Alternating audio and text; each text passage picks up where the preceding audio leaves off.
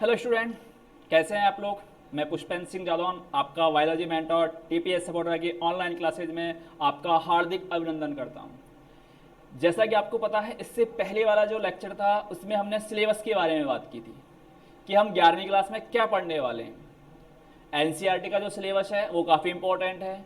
मैं आपको बार बार बताता रहूँगा इस चीज़ के लिए कि काफ़ी इंपॉर्टेंट है, आपको बड़े अच्छे ढंग से पढ़ना है। तो एनसीईआरटी का जो सिलेबस है आपके 11वीं क्लास का, वो मैंने आपको पूरा लिखा दिया है।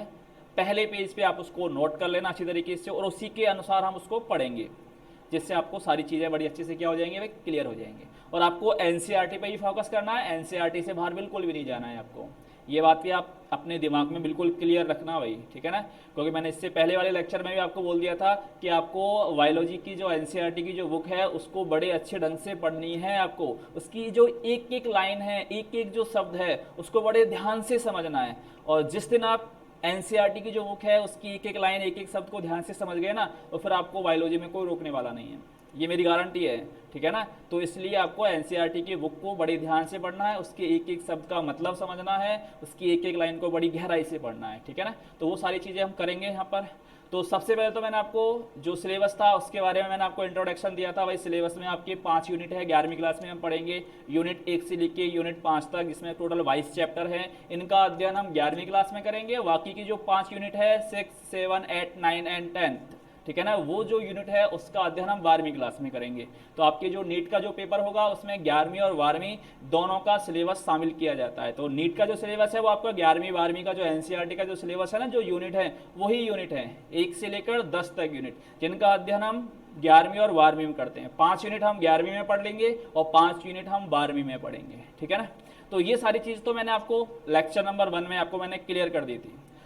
आज हम इंट्रोडक्शन ऑफ बायोलॉजी, अर्थात थोड़ा सा हम बायोलॉजी से परिचित हो जाते हैं कि बायोलॉजी है क्या। इसके बाद हम अपना सिलेबस स्टार्ट करेंगे, क्योंकि आपको ये तो पता होना चाहिए भाई कि आपने जो बायोलॉजी सब्जेक्ट जो आपने चुना है उसमें आप पढ़ने क्या वाले हो, ठीक है ना, वो है क्या, उसमें हम क्या पढ़ेंगे भाई। तो ये सारी चीज़ें आपको क्लियर होनी चाहिए, ठीक है।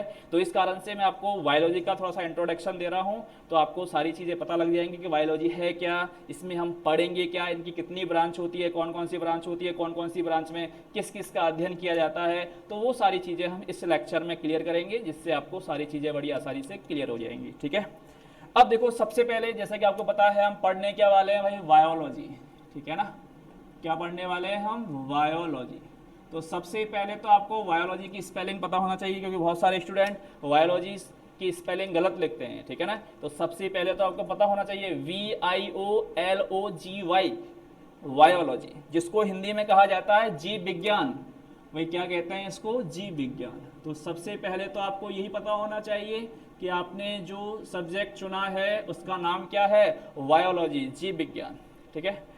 तो सबसे पहले तो हम ये देखते हैं कि बायोलॉजी है क्या, इसमें हम किसका अध्ययन करेंगे। क्योंकि आप जो सब्जेक्ट चुन रहे हो, क्योंकि आप सुनते आ रहे हो 10वीं के बाद कि भाई हमें बायो लेना है, मैथ लेना है, एग्रीकल्चर लेना, आर्ट्स लेना, कॉमर्स लेना है। तो आपको ये तो पता होना चाहिए कि आप जो बायोलॉजी सब्जेक्ट चुन रहे हो तो उसमें आप पढ़ोगे क्या, उसमें आप क्या पढ़ने वाले हो, किसका अध्ययन करने वाले हो, ठीक है ना। वो सारी चीज़ें आपको अच्छे से क्लियर होनी चाहिए भाई, होनी चाहिए कि नहीं होनी चाहिए। क्योंकि जब तक आपको मालूम ही नहीं है कि इस सब्जेक्ट में हम पढ़ने वाले क्या हैं, इसमें क्या कौन कौन से टॉपिक आएंगे, क्या क्या हम पढ़ेंगे, तब तक कोई मतलब ही नहीं है। तो उसके बारे में आपको नॉलेज होनी चाहिए। तो आपने सब्जेक्ट कौन सा चुना भाई, बायोलॉजी, ठीक है।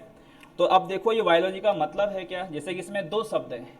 बायोलॉजी में कितने शब्द है, 2 शब्द है। अब ये जो बायोलॉजी शब्द है वो ग्रीक भाषा के 2 शब्दों से मिलकर बना है। ध्यान रखना, ये जो बायोलॉजी शब्द है वो ग्रीक भाषा के कितने शब्दों से मिलकर बना है, 2 शब्दों से मिलकर बना है।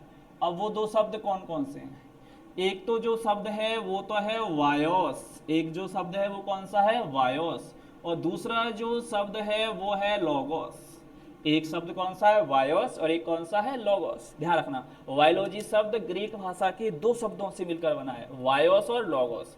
अब ये जो वायोस है, ध्यान रखना, ये जो वायोस है इसका मतलब क्या होता है आप नहीं जानते। ये जो लोगोस है इसका मतलब क्या है ये भी आप नहीं जानते। हम सीखेंगे भाई, मैं किस लिए हूँ यहाँ पर, सिखाऊंगा, मैं आपको बताऊंगा कि वायोस का मतलब क्या होता है, लोगोस का मतलब क्या होता है। तो ध्यान रखना, ये जो वायोस है इसका मतलब होता है लाइफ। अब लाइफ का मतलब तो आप जानते हो, ठीक है ना। वायोस का मतलब क्या होता है, लाइफ, जीवन। और लोगोस का मतलब होता है टू स्टडी। लोगोस का मतलब क्या होता है, टू स्टडी, अर्थात अध्ययन करना। अर्थात क्या करना, अध्ययन करना। तो मैंने लिखा भाई लाइफ का मतलब क्या है, जीवन। लाइफ का मतलब क्या होता है ये तो आप जानते हो, जीवन। और टू स्टडी का मतलब क्या होता है, अध्ययन करना। इसका मतलब क्या होता है, अध्ययन करना। तो बायोलॉजी में क्या किया जाता है भाई, किसका अध्ययन किया जाता है, जीवन का अध्ययन किया जाता है। किसका अध्ययन किया जाता है, जीवन का। भाई जीवन का अध्ययन करना, क्योंकि बायोलॉजी जो शब्द है वो ग्रीक भाषा के दो शब्दों से मिलकर बना है। कौन सी भाषा के, ग्रीक भाषा के दो शब्दों से मिलकर बना है, वायोस और लोगोस। वायोस का मतलब क्या होता है, लाइफ, और लोगोस का मतलब क्या होता है, टू स्टडी, अर्थात अध्ययन करना। किसका अध्ययन करना भाई, जीवन का अध्ययन करना। और आपने छोटी क्लासों में पढ़ा है जीवन किस में पाया जाता है भाई, सजीवों में। भाई जीवन किस में पाया जाता है, सजीवों में पाया जाता है। तो जीव विज्ञान क्या है भाई, जीव विज्ञान क्या है, विज्ञान की वह शाखा जिसमें सजीवों का अध्ययन किया जाता है या जीवन का अध्ययन किया जाता है, उसे आप क्या कहोगे, बायोलॉजी, जीव विज्ञान। तो जैसा कि नाम से स्पष्ट है, जीव विज्ञान जिसमें सजीवों का अध्ययन किया जाता है। तो विज्ञान की वह शाखा जिसके अंतर्गत जीवन का अध्ययन किया जाता है या सजीवों का अध्ययन किया जाता है, उसे क्या कहोगे आप, बायोलॉजी, उसे कहते हैं बायोलॉजी। तो बायोलॉजी में हम पढ़ने क्या वाले हैं, क्या निर्जीव वस्तुओं का अध्ययन करने वाले हैं, नहीं। हम पढ़ने क्या वाले हैं, किसका अध्ययन करने वाले हैं, हम सजीवों का अध्ययन करने वाले हैं। ध्यान रखना, बायोलॉजी में केवल हम सजीवों के बारे में बात करेंगे, निर्जीवों के बारे में बिल्कुल भी बात नहीं होगी, क्योंकि बायोलॉजी में हम पढ़ते क्या हैं, सजीवों के बारे में। क्लियर। तो सबसे पहले तो आपको बायोलॉजी शब्द का मतलब चला, क्योंकि बायोलॉजी ग्रीक भाषा का शब्द है, ग्रीक भाषा के दो शब्दों से मिलकर बना है, बायोस और लोगोस। तो इनका मतलब आपको मालूम चल गया, ठीक है ना। अब आप कहोगे सर ये बायोलॉजी शब्द पहली बार किसने दिया, ये कहां से आया।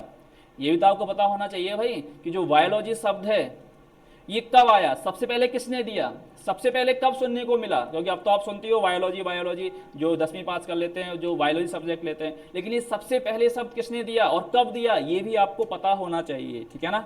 तो इसके बारे में आपको बताता हूँ कि ये जो बायोलॉजी जो शब्द है, ध्यान रखना, जीव विज्ञान जो शब्द है, बायोलॉजी जो शब्द है, इसे सन 1802 में दिया गया। ये ध्यान रखना, कब दिया गया था, सन 1802 में। और इसको देने वाले थे लेमार्क एवं ट्रेवरेनस। ये ध्यान रखना आप, ये जो शब्द है वो किसने दिया था, लेमार्क एवं ट्रेवरेनस ने दिया था। किसने दिया था, लेमार्क एवं ट्रेवरेनस।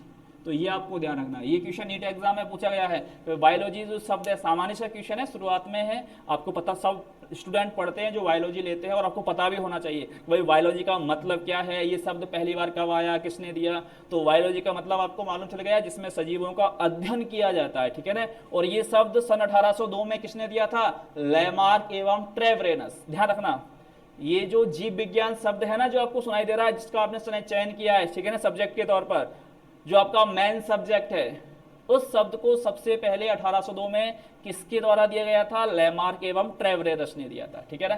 चलो आपको ये भी मालूम चल गया भाई, क्या मालूम चल गया कि ये जो शब्द है वो सबसे पहले किसने दिया था, लेमार्क एवं ट्रेवरेनस ने दिया था। कब दिया था, सन 1802 में। चलो इसके बारे में भी बात हो गई। अब आप कहोगे सर ये बायोलॉजी का जनक कौन है, फादर ऑफ बायोलॉजी कौन है।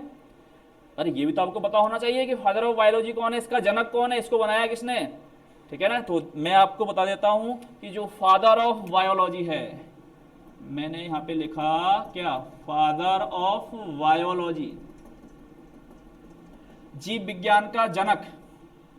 क्या, जीव विज्ञान का जनक। पता है आपको जीव विज्ञान का जनक, अगर किसी को मालूम है तो सोचो क्या है जीव विज्ञान का जनक। तो आपको पता होना चाहिए कि जीव विज्ञान का जनक महान वैज्ञानिक अरस्तु को माना जाता है। किसको माना जाता है, अरस्तु। अरस्तु को जीव विज्ञान का जनक कहा जाता है। फादर ऑफ बायोलॉजी कौन है भाई, फादर ऑफ बायोलॉजी कौन है, अरस्तु। अरस्तु को जीव विज्ञान का जनक माना जाता है। अब आपको बायोलॉजी शब्द का मालूम चल गया, आपको ये मालूम चल गया कि ये शब्द सबसे पहले कब आया और किसने दिया। अब आपको ये भी मालूम चल गया कि जीव विज्ञान का जनक किसे कहा जाता है। तो जीव विज्ञान का जनक किसे कहा जाता है, अरस्तु को कहा जाता है। जीव विज्ञान का जनक किसे कहा जाता है, अरस्तु को। अब आपको ये भी मालूम चल गया। चलो जीव विज्ञान के बारे में आपको इतनी जानकारी हो गई। अब हम देखते हैं कि जीव विज्ञान है, इसकी शाखाएं कितनी है, इसकी शाखाएं कितनी है, इसकी कौन कौन सी ब्रांच है। मुख्य शाखाओं के बारे में हम बात करेंगे कि इसकी मुख्य शाखाएं कितनी है। तो मैं आपको बता दूं, ये जो आपकी बायोलॉजी है, ठीक है ना, इसकी दो मुख्य शाखाएं हैं, ठीक है ना। इसकी कितनी मुख्य शाखाएं हैं, दो मुख्य शाखाएं हैं, मुख्य शाखा। अब वो दो मुख्य शाखा कौन कौन सी है, नंबर 1 मैं लिखता हूं यहां पर, वो है आपकी प्राणी विज्ञान। कौन सी है, प्राणी विज्ञान। या इसको कहा जाता है जंतु विज्ञान। इसको हम क्या कह सकते हैं? जंतु विज्ञान। और इसको इंग्लिश में कहा जाता है जूलॉजी। क्या कहा जाता है इसको? जूलॉजी। तो सबसे पहली जो शाखा है बायोलॉजी की वो कौन सी है? प्राणी विज्ञान या जंतु विज्ञान। ये इसको क्या कहते हैं? जूलॉजी। भाई बायोलॉजी की आपके दो बुक आती है, दो भागों में डिवाइडेशन होता है बायोलॉजी का, बॉटनी एंड जूलॉजी। भाई बॉटनी और जूलॉजी। तो पहली जो मुख्य शाखा है वो कौन सी है? जूलॉजी। ठीक है ना। ये जीव विज्ञान की शाखा है। ये किसकी शाखा है? जीव विज्ञान की। भाई जीव विज्ञान की ब्रांच है ना, कि अलग अलग शाखाओं में हम बांट देते हैं। तो जीव विज्ञान की जो मुख्य शाखा है उनके बारे में हम बात कर रहे हैं, क्योंकि शाखाएं बहुत सारी है। जैसे जैसे आपका सिलेबस बढ़ेगा उसमें हम आपको बताते जाऊंगा मैं आपको कि कौन कौन सी शाखा है, उनके नाम क्या, उसमें पढ़ते क्या है। कुछ शाखाओं के बारे में आपको इस वाले लेक्चर में आपको मैं बता दूंगा। ठीक है ना। तो जीव विज्ञान की पहली जो मुख्य शाखा है वो कौन सी है? प्राणी विज्ञान, या इसको क्या कहा जाता है? जंतु विज्ञान। या इसको प्राणी शास्त्र भी कह सकते हैं या जंतु शास्त्र भी कह सकते हैं। इंग्लिश में क्या कहा जाता है? जूलॉजी। ये आपको ध्यान रखना है। अब ये जो जूलॉजी शब्द है, ध्यान रखना है, ये आपका जो जूलॉजी शब्द है ये भी ग्रीक भाषा के दो शब्दों से मिलकर बना है। ग्रीक भाषा के कितने शब्दों से मिलकर बना है? दो शब्दों से। दो शब्द कौन कौन से भाई? एक जो शब्द है वो तो है जून, और दूसरा वाला जो शब्द है वो कौन सा है? लॉगोस। यहाँ पर जून का जो मतलब है ना वो होता है एनिमल। जून का मतलब क्या होता है? एनिमल। और लॉगोस का मतलब आप जानते हो क्योंकि हम पढ़ चुके हैं। इसका मतलब क्या होता है? To study. इसका मतलब क्या होता है? स्टडी। अब एनिमल का मतलब आप जानते हो जंतु, टू स्टडी का मतलब आप जानते हो अध्ययन करना। अर्थात जूलॉजी में हम किसके बारे में पढ़ेंगे? जंतुओं के बारे में। भाई प्राणी विज्ञान या जंतु विज्ञान या जूलॉजी में हम किसके बारे में पढ़ेंगे? जंतुओं के बारे में। तो जीव विज्ञान की वह शाखा जिसके अंतर्गत किसका अध्ययन किया जाता है? जंतुओं का अध्ययन किया जाता है। तो इसमें किसका अध्ययन किया जाता है? जंतुओं का अध्ययन किया जाता है। ठीक है ना, ये आपको ध्यान रखना है। तो जीव विज्ञान की वह शाखा जिसके अंतर्गत जंतुओं का अध्ययन किया जाता है उसे क्या कहते हैं? जूलॉजी। क्लियर हो गया आपको कि जूलॉजी क्या है? जूलॉजी जीव विज्ञान की वह शाखा है जिसके अंतर्गत जंतुओं का अध्ययन किया जाता है। क्लियर हो गया। अब हम देखते हैं कि फादर ऑफ जूलॉजी कौन है। भाई मैंने लिखा फादर ऑफ जूलॉजी, तो ध्यान रखना फादर ऑफ जूलॉजी भी किसको माना जाता है? अरस्तु को माना जाता है। फादर ऑफ बायोलॉजी कौन? अरस्तु। फादर ऑफ जूलॉजी कौन? अरस्तु। तो फादर ऑफ जूलॉजी किसको माना जाता है? अरस्तु को। जूलॉजी है क्या?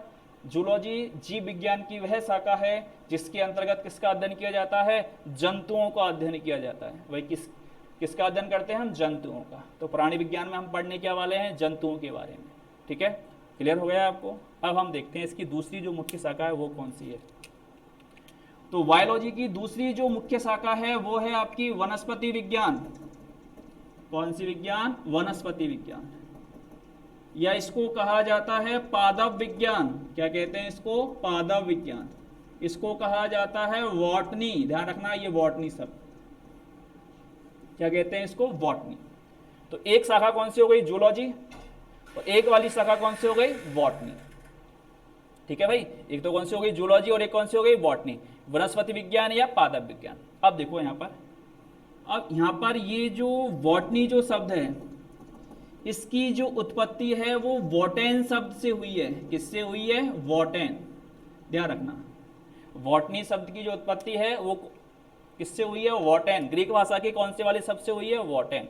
और ये जो वॉटेन जो शब्द है ना इसका मतलब होता है पादप, या इसको कहा जाता है चारागाह। अब चारागाह आप जानते हो ना, यहाँ पर पशु चढ़ते हैं, और पशु किसको चढ़ते हैं? पादपों को चढ़ते हैं। तो वनस्पति विज्ञान या पादप विज्ञान या बॉटनी, या इसको पादप शास्त्र या वनस्पति शास्त्र भी कहा जाता है। इस शब्द की जो उत्पत्ति है, बॉटनी शब्द की जो उत्पत्ति है वो किससे हुई है? वॉटेन। ध्यान रखना ये वाला शब्द किससे हुई है? वॉटेन। और वॉटेन का मतलब क्या होता है? पादप या चारागाह। तो सीधी सी बात है, वही जीव विज्ञान की वह शाखा जिसके अंतर्गत किसका अध्ययन किया जाता है? पादपों का अध्ययन किया जाता है। तो मैं यहाँ पे लिख दूं, इसमें किसका अध्ययन किया जाता है? भाई पादपों का अध्ययन किया जाता है। इसमें किसका अध्ययन किया जाता है? पादपों का। हम पादपों के बारे में स्टडी करेंगे किसमें? पादप विज्ञान में। वैसे आपका जो बायोलॉजी है वो दो भागों में डिवाइड होती है। बॉटनी, कुछ चैप्टर बॉटनी के होते हैं और किस किसके होते हैं? जूलॉजी के होते हैं। जूलॉजी में हम जंतुओं के बारे में पढ़ते हैं, और बॉटनी में हम किसके बारे में पढ़ते हैं? पादपों के बारे में पढ़ते हैं। ठीक है ना। तो जीव विज्ञान की दो मुख्य शाखा हो गई, एक तो कौन सी हो गई आपकी? जूलॉजी हो गई, और एक कौन सी हो गई आपकी? बॉटनी हो गई। वही एक तो कौन सी हो गई आपकी? जूलॉजी, और एक कौन सी हो गई आपकी? बॉटनी। अब बात ये आती है कि जो ये बॉटनी है वो उसका फादर कौन है, तो मैं यहाँ पे लिख देता हूँ फादर ऑफ बॉटनी, अर्थात वनस्पति विज्ञान का जनक। तो ध्यान रखना, वनस्पति विज्ञान का जनक पता किसको माना जाता है, इसको माना जाता है थियोफ्रेस्टस को माना जाता है। किसको माना जाता है भाई, थियोफ्रेस्टस। ये बात आपको ध्यान रखनी है कि जो वनस्पति विज्ञान का जो जनक है वो किसको माना जाता है, थियोफ्रेस्टस को माना जाता है। तो फादर ऑफ बॉटनी कौन है, थियोफ्रेस्टस। भाई फादर ऑफ बायोलॉजी कौन है, अरस्तु। फादर ऑफ जूलॉजी कौन है, अरस्तु। और फादर ऑफ बॉटनी किसको माना जाता है, थियोफ्रेस्टस को। तो सामान्य सी बातें हैं जो आप ध्यान रख सकते हो। तो बायोलॉजी की दो मुख्य शाखाएं हो गई, एक तो कौन सी हो गई, जूलॉजी, और एक कौन सी हो गई, बॉटनी। जूलॉजी में हम किसका अध्ययन करते हैं, जंतुओं का। बॉटनी में हम किसका अध्ययन करते हैं, पादपों का। फादर ऑफ जूलॉजी कौन है, अरस्तु। फादर ऑफ बॉटनी कौन है, थियोफ्रेस्टस। ठीक है ना। तो इसमें हम जंतुओं का अध्ययन कर लेते हैं, इसमें हम पादपों का अध्ययन कर लेते हैं। इन दोनों जो मुख्य शाखा है ना, इसके अलावा भी एक तीसरी मुख्य शाखा स्थापित की गई है।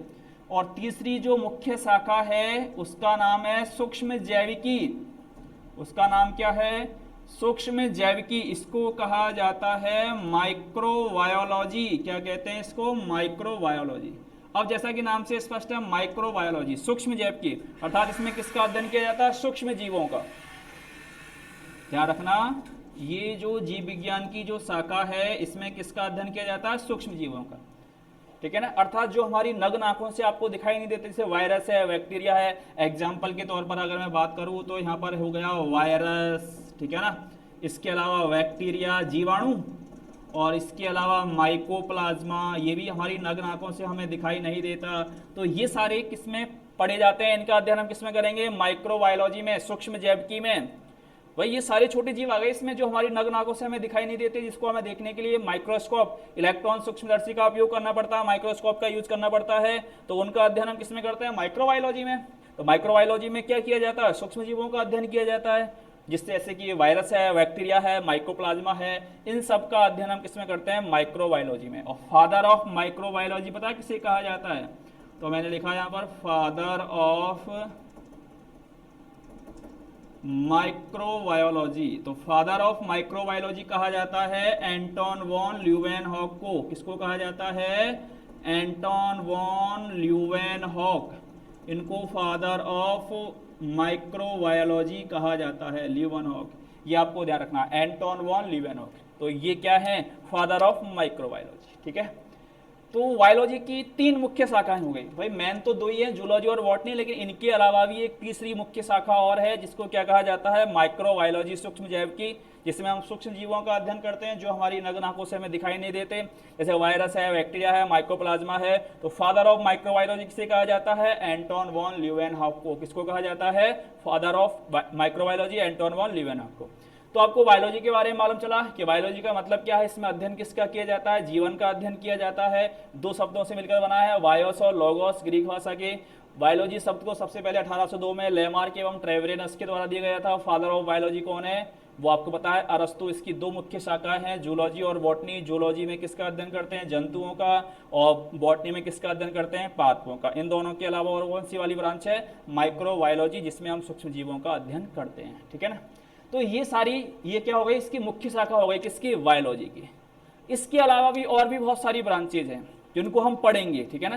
कुछ ब्रांचेज के बारे में आपको यहाँ पे थोड़ा सा डिस्कस कर देता हूँ यहाँ पर कि और कौन कौन सी मुख्य शाखा हैं। ये तो सारा आप नोट कर लेना, एक बार आप इसका स्क्रीनशॉट ले लीजिए या फिर आप इसको पॉज करके आप इसको लिख लीजिए। ठीक है ना। ये सारी जानकारी आप लिख लो, अपनी कॉपी में नोट कर लीजिए आप सारी।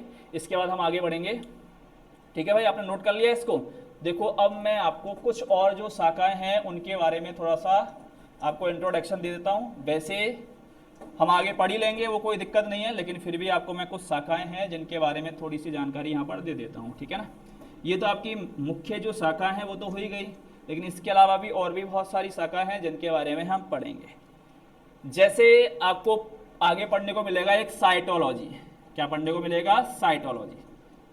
अब आप पहली बार शब्द सुनोगे साइटोलॉजी, कोशिका विज्ञान। वैसे हिंदी में नाम क्या है इसका, कोशिका विज्ञान। साइटोलॉजी क्या है, तो साइटोलॉजी जीव विज्ञान की वह शाखा होती है जिसमें हम कोशिका के बारे में पढ़ते हैं। कोशिका की संरचना कैसी होती है, उसके अंगक कौन कौन से होते हैं, उनकी संरचना कैसी होती है, उनके कार्य कैसे होते हैं। तो ये जो साइटोलॉजी है इसमें हम किसके बारे में पढ़ते हैं भाई, कोशिका के बारे में। अभी मैं आपको यहाँ पर थोड़ी थोड़ी जानकारी दे रहा हूँ, ठीक है ना, बाकी का आगे जो है वो आपको मैं पूरा डिटेल से बताऊंगा। सेल, कोशिका का मतलब क्या होता है, सेल। तो अर्थात साइटोलॉजी में हम किसका अध्ययन करते हैं, कोशिका के बारे में। तो जब हम कोशिका के बारे में पढ़ेंगे तो क्या पढ़ रहे हैं हम, साइटोलॉजी। भाई बायोलॉजी की शाखा है, बायोलॉजी की ब्रांच है साइटोलॉजी, छोटी शाखा है जिसमें हम कोशिका के बारे में पढ़ते हैं। तो ये कौन सी हो गई आपकी, साइटोलॉजी। जैसे आपने सुना होगा जेनेटिक्स के बारे में आप पढ़ोगे, जेनेटिक्स जानते हो ना, आनुवांशिकी। जेनेटिक्स को क्या कहा जाता है, आनुवांशिकी। ये तो आप 10वीं क्लास में पढ़ के आए होंगे ना इसके बारे में थोड़ा बहुत, तो कि आनुवांशिकी है क्या, जेनेटिक्स है क्या। तो जेनेटिक्स ये भी बायोलॉजी की क्या है, एक शाखा है। वही जेनेटिक्स है, ये भी क्या है, बायोलॉजी की एक शाखा है। तो इसमें हम किसका अध्ययन करते हैं, जेनेटिक्स में पढ़ा होगा ना आपने, आनुवांशिकता का। अब आनुवांशिकता क्या होती है वो आप जानते हो कि लक्षण जनक से किसमें जाते हैं, संतति में। इस बात का अध्ययन हम जिस विज्ञान की जिस शाखा में करते हैं उसे क्या कहते हैं, जेनेटिक्स, आनुवांशिकी कहते हैं। तो आनुवांशिकता एवं विभिन्नता का अध्ययन किसमें किया जाता है, जेनेटिक्स। तो 12वीं क्लास में आप पढ़ोगे जेनेटिक्स के बारे में। चलो आपको साइटोलॉजी के बारे में पता लगा, जेनेटिक्स के बारे में मालूम चला। भाई साइटोलॉजी में हम कोशिका के बारे में पढ़ेंगे, जेनेटिक्स में हम किसके बारे में पढ़ेंगे भाई, अरे किसके बारे में पढ़ोगे, आनुवांशिकता के बारे में। किसके बारे में पढ़ोगे, आनुवांशिकता। अब आनुवांशिकता क्या होती है पता होना चाहिए, 10वीं क्लास पास किया आपने, ठीक है ना, तो आपको पता होना चाहिए भाई आनुवांशिकता है क्या। हो गया क्लियर इतना। अब देखो आगे बढ़ते हैं हम, जेनेटिक्स आनुवांशिकी के बारे में मालूम चल गया, ये भी हम पढ़ने वाले हैं। इसके अलावा देखो आपकी एक ब्रांच आएगी मॉर्फोलॉजी। कौन सी आएगी, मॉर्फोलॉजी। मॉर्फोलॉजी का मतलब होता है आकार की, इसका मतलब क्या होता है, आकार की। अभी जो मॉर्फोलॉजी का मतलब होता है बाह्य संरचना। अगर मान लो प्लांट मॉर्फोलॉजी है तो पादप की बाह्य संरचना, एनिमल है जंतुओं की है तो जंतुओं की बाह्य संरचना। तो ये जो मॉर्फोलॉजी है ना, इसमें हम किसका अध्ययन करते हैं, बाह्य संरचना का, बाह्य आकार की का अध्ययन करते हैं कि वो बाहर से कैसा दिखाई देता है, उसकी एक्सटर्नल स्ट्रक्चर कैसी होती है, वो बाहर से दिखाई कैसा देता है, उसका अध्ययन किसमें करते हैं, मॉर्फोलॉजी में, ठीक है ना। इसके अलावा आपकी ब्रांच आएगी एक एनाटॉमी। एक कौन सी आएगी आपकी, एनाटॉमी। ये भी जीव विज्ञान की एक शाखा है, इसको बोलते हैं शारीर की। और ये जो एनाटॉमी है इसमें पता है किसका अध्ययन करेंगे हम, आंतरिक संरचना का। किसका अध्ययन करेंगे हम, आंतरिक संरचना का। तो भाई आपको कुछ सब सीखने को मिल रहा है ना। साइटोलॉजी ये भी जीव विज्ञान की शाखा है, जेनेटिक्स ये भी जीव विज्ञान की शाखा है, मॉर्फोलॉजी ये भी जीव विज्ञान की शाखा है, एनाटॉमी ये भी क्या है, जीव विज्ञान की शाखा। तो कम से कम आपको ये तो मालूम चला भाई साइटोलॉजी में आप क्या पढ़ोगे, कोशिका के बारे में, जेनेटिक्स में आप क्या पढ़ोगे, आनुवांशिकता के बारे में, मॉर्फोलॉजी में आप क्या पढ़ोगे, बाह्य संरचना के बारे में, एनाटॉमी में आप क्या पढ़ोगे, आंतरिक संरचना के बारे में, ठीक है ना। इसके अलावा और भी बहुत सारी ब्रांचेज हैं जैसे फिजियोलॉजी, प्लांट फिजियोलॉजी, ठीक है ना। मैं यहां पे लिख देता हूं, यहां पे लिखा मैंने प्लांट फिजियोलॉजी। फिजियोलॉजी का मतलब होता है पादप कार्य की। इसके भी चैप्टर है, काफी इंपॉर्टेंट है, आपका ध्यान रखना। पादप कार्य की फिजियोलॉजी का मतलब होता है कि पादप में कौन कौन सी क्रियाएं होती है, ठीक है ना। जैसे श्वसन है, प्रकाश संश्लेषण पादप में होता है कि नहीं होता, उन सब बातों का अध्ययन हम किसमें करते हैं, प्लांट फिजियोलॉजी में। कि पादप में कौन कौन सी क्रियाएं होती है, कौन कौन से कार्य होते हैं, ठीक है ना। तो वो सारी जो क्रियाएं हैं ना वो हम किसमें पढ़ेंगे, प्लांट फिजियोलॉजी में। जैसे पादप में श्वसन है, पादप में वृद्धि कैसे होती है, ठीक है ना, पादपों में प्रकाश संश्लेषण है, तो ये सारी चीजें हम किसमें पढ़ेंगे, प्लांट फिजियोलॉजी में। इसी प्रकार से आपके देखो, आपको लिखाई है मैंने ह्यूमन फिजियोलॉजी, मानव कार्य की। तो एक अगली ब्रांच कौन सी हो गई आपकी, वो कौन सी हो गई आपकी, ह्यूमन फिजियोलॉजी। कौन सी वाली ब्रांच हो गई आपकी, ह्यूमन फिजियोलॉजी, मानव कार्य की। तो इसमें हम किसके बारे में पढ़ेंगे, हमारे तंत्रों के बारे में, हमारे मानव कार्य की। भाई हमारे शरीर के अंदर कौन कौन सी क्रियाएं होती है, वो कौन कौन करता है। जैसे पाचन होता है तो पाचन तंत्र काम करता है कि नहीं करता, श्वसन तंत्र काम करता है, तो पाचन तंत्र, श्वसन तंत्र, रक्त परिसंचरण तंत्र, कंकाल तंत्र और जितनी भी सारी ग्रंथियां हैं, कुल मिला के हमारे शरीर के अंदर जो भी क्रियाएं होती है उन सबका अध्ययन हम किसमें करेंगे, ह्यूमन फिजियोलॉजी में, मानव कार्य में। 7 चैप्टर है लास्ट वाले, ध्यान है ना आपको। 5वीं जो यूनिट है ना वो आपकी यही है, कौन सी, ह्यूमन फिजियोलॉजी, जिसमें हम पाचन तंत्र, श्वसन तंत्र, सारा सिलेबस मैंने आपको पूरा लिखा दिया है, उसमें हम ये डिस्कस करेंगे। और आपका 11वां, 12वां, 13वां, 14वां जो चैप्टर है वो किससे संबंधित है, आपका प्लांट फिजियोलॉजी। और आपको पता है कोशिका 3rd वाली यूनिट, उसमें हम क्या पढ़ेंगे, साइटोलॉजी क्या है, वो कौन सी है, साइटोलॉजी है। जेनेटिक्स आपकी 12वीं क्लास में आएगी, और मॉर्फोलॉजी और एनाटॉमी आपकी दूसरी यूनिट में आ जाएंगी। आपकी कौन सी वाली यूनिट में आ जाएंगे आप, दूसरी यूनिट में। और आपकी जो पहली यूनिट है उसमें हम पढ़ेंगे टैक्सोनॉमी। क्या पढ़ेंगे हम, टैक्सोनॉमी, ठीक है ना, टैक्सोनॉमी। अब कहोगे सर आप टैक्सोनॉमी क्या है भाई, ये नया शब्द कहां से आ गया है, टैक्सोनॉमी। तो टैक्सोनॉमी में पता है किसका अध्ययन किया जाता है, वर्गीकरण का। और वर्गीकरण तो आप जानते हो, बांटना भाई। जैसे हम बांटेंगे पूरे संपूर्ण सजीव जगत को बांटेंगे हम, 5 भागों में RH टेकर का वर्गीकरण आपने पढ़ा होगा ना, मोनेरा, प्रोटिस्टा, फंजाई, प्लांटी और एनिमेलिया। भाई ये तो आपने पढ़ लिया होगा नवीं क्लास में, ये भी भूल गए आप? भाई नवीं क्लास का मतलब प्रीवियस जो क्लास है उसकी नॉलेज थोड़ी बहुत आपको होनी चाहिए। अगर वो नॉलेज आप रखते हो तो आपको पढ़ने में बड़ा मजा आने वाला है बायोलॉजी, ठीक है ना। रटने वाला सब्जेक्ट बिल्कुल भी नहीं है, पहले भी कह चुका हूँ और अब भी कह रहा हूँ, समझने में बड़ा मजा आएगा। लेकिन अगर आप प्रीवियस नॉलेज थोड़ी बहुत भी रखते हो तो आपको बहुत इंटरेस्ट आने वाला है, ठीक है ना।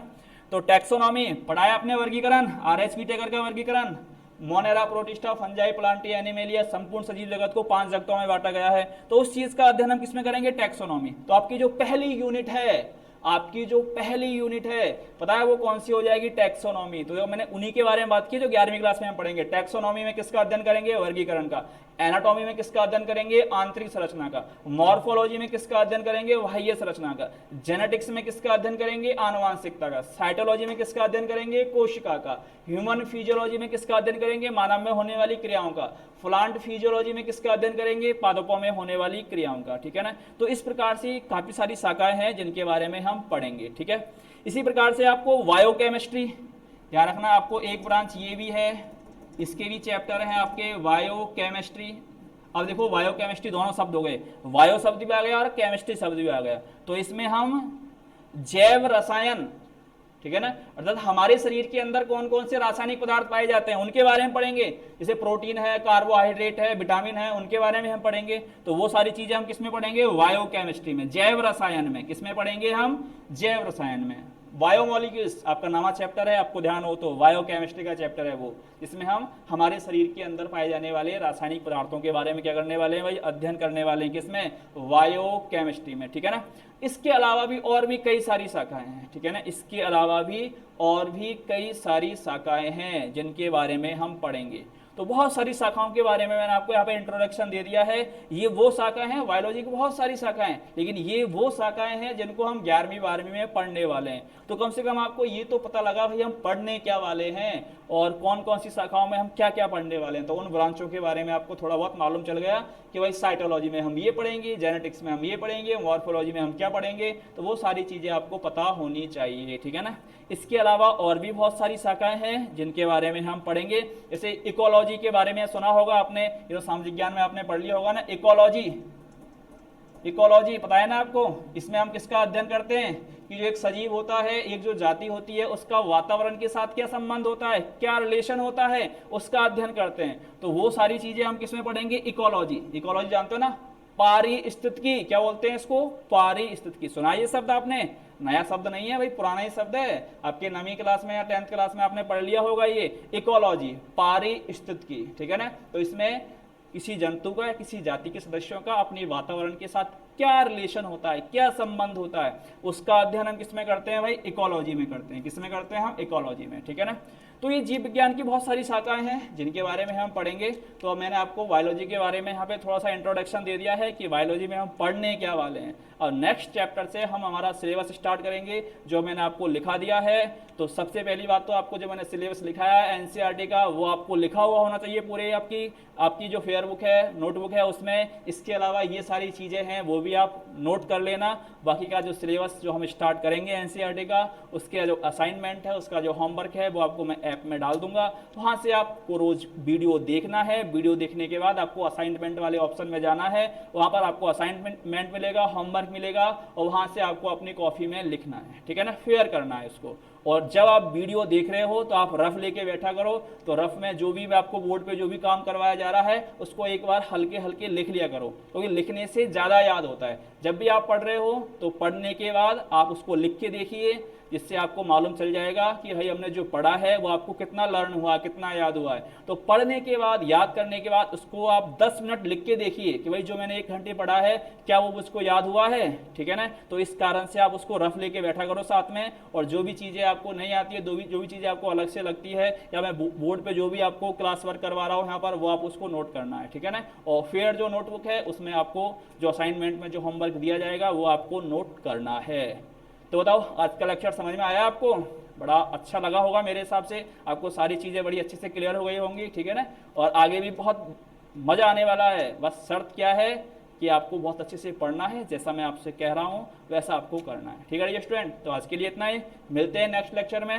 Okay, thanks.